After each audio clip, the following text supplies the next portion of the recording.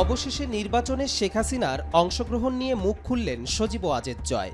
শেখ হাসিনা দেশ থেকে পালানোর পর থেকেই অনেকের মনে প্রশ্ন জাগতে শুরু করেছে শেখ হাসিনা নির্বাচন করবেন কিনা।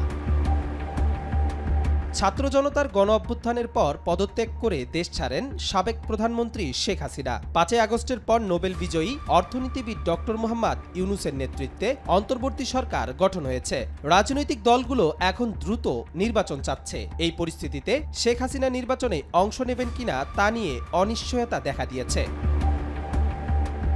শেখ হাসিনার ছেলে সজীব ওয়াজেদ জয় 3 অক্টোবর টাইমস ম্যাগাজিনকে দেওয়া এক সাক্ষাৎকারে জানান, তার মায়ের নির্বাচনে অংশ নেওয়া নিয়ে এখনও কোনো চূড়ান্ত সিদ্ধান্ত হয়নি। জয় বলেন, তার মা দেশের বর্তমান পরিস্থিতি দেখে হতাশ, কারণ 15 বছরের কঠোর পরিশ্রমে তৈরি করা বাংলাদেশ এখন অনেকটাই ব্যর্থ হতে চলেছে বলে দাবি করেন তিনি।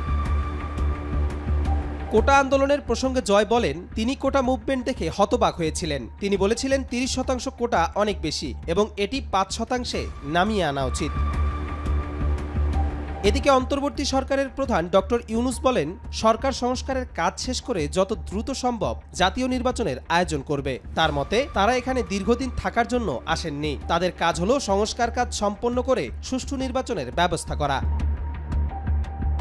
দেশের বর্তমান রাজনৈতিক অস্থিরতার মাঝে শেখ হাসিনার ভবিষ্যৎ ভূমিকা নিয়ে স্পষ্ট কোনো ধারণা পাওয়া যাচ্ছে না, তবে পরিস্থিতি আরও জটিল হতে পারে বলে ধারণা করা হচ্ছে। কবির চৌধুরী জয়, মাই টিভি।